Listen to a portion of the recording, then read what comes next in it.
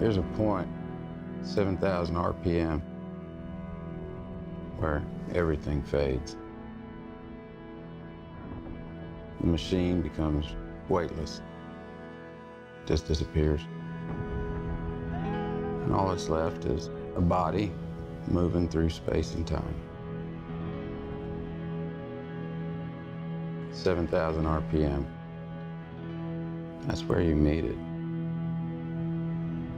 You feel it coming, creeps up on you close in your ear.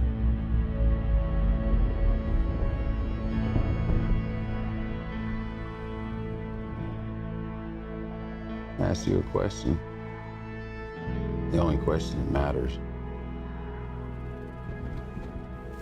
Who are you? Hey, what's going on, everyone? This is AZ Media. So today we wanted to take the G80 out for an actual spin on the track. This was my first time actually participating in a autocross event with my own car. I have actually done an autocross event before, but it was with the Ford Performance School. It was considered more of a rally cross, is kind of what they called it, or an urban cross, just because of the car that they actually gave us was a Fiesta ST with a hydraulic e-brake. So we were actually able to do some kind of 180 turns, and so it was a little bit different. But really, autocross does date back to the early 20th century, where it was originally called gymkhanas.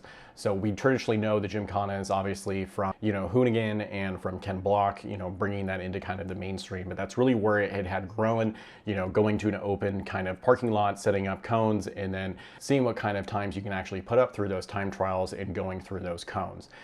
So that's what we were doing today. We actually did it through the Sports Car Club of America, or SCCA. They were the ones that hosted it out at Arizona Motorsports Park, and that's where we were actually out at this event. The course was a short 1-minute layout that includes some slaloms, some sleeping turns, and it was all about setting that fastest time and competing in kind of different types of classes. So this was my first time doing the event.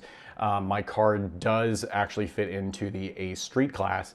So the way that the autocross, especially with the SCCA, works is they take each kind of one of the cars and give you a performance index kind of based off of the performance and where you kind of fit into. So you're able to compete against very similar cars within your class. So I think some of the other cars in my class were a Corvette Grand Sport. I had a couple of Porsche GTs in there. Now I was running in a novice class, which means since I am newer, it does take the performance index and kind of compare it to everyone else in that kind of novice class. So we did place second. During the novice class for this first event, we did get beat out by a Honda, I think it was Fit. It's definitely humbling from kind of that standpoint of being in an M3 and then getting beat by a Honda Fit. But, autocross isn't really designed for these types of heavy cars. So now down for the actual runs, I drove the G80 in pretty much all different kind of sport modes just to kind of see which one was going to be the best. I figured Sport Plus was going to be the best for most modes, so I did that for the engine, the chassis, the steering, and everything else. I did leave the DCS in four-wheel drive just to kind of start with.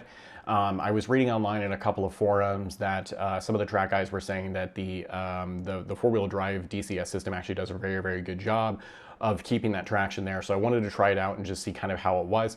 Ran the first, I think it was 3 or 4 runs with the DCS on, and then I think the last run that we actually did, I actually had turned it into the MDM mode, which allows the back end to slip a little bit more. It's not DCS totally off, but it's maybe about a halfway, so it does allow the back end to slip a little bit more. I did feel like, at least with the MDM mode, it did allow the back end to rotate a little bit more. I was able to kind of throw it into turns a little bit better, and you'll see in this last video, there was a part about halfway through the course where the back end did kind of get out a little bit, but it wasn't anything that I wasn't able to control. We weren't going very, very fast. It's a slower course, because you are doing those slaloms and you are, hitting those cones. You don't really have enough time to get up to any type of high speeds. So I was really only between about second and third gear through this entire run. Kind of my thoughts on it. The G80 felt great. Obviously it was a little bit heavy, but you don't really feel it because of that electronic steering. It's kind of a hit or miss complaint with people. The steering in my E46 felt a little bit better because it's that traditional power, hydraulic steering. It just makes you feel a little bit more connected to the car. But if I'm being honest with you, I'm kind of used to electronic steering. So I do, sim racing with my personal computer setup right here. So I'm kind of used to electronic steering, if that makes sense. So for me, it really wasn't wasn't that big of a deal, and it's one of those things where I kind of considered it different strokes for different folks and kind of what you're just used to. So really wasn't that big of a deal for me. I would say overall, you know, the G80 felt great. It felt amazing to drive. You know, we placed second in the novice class, which I was very happy with kind of for my second event. It was definitely humbling getting beat out by a Honda, but you know, next time we'll be looking to displace him and, you know, take that #1 spot going to the next one. So I do have another event coming up in a few weeks. I'll bring you guys actually, hopefully more of a vlog style video from that event. Gonna be bringing you guys some more videos, hopefully soon, of some of my friends' builds, some rare builds that are out here in Phoenix, Arizona as well. So I want to say thank you. If you guys want to watch anything else, if you want to see anything else in this channel, please let me know. Thanks for watching the video, guys, and we'll see you in the next one.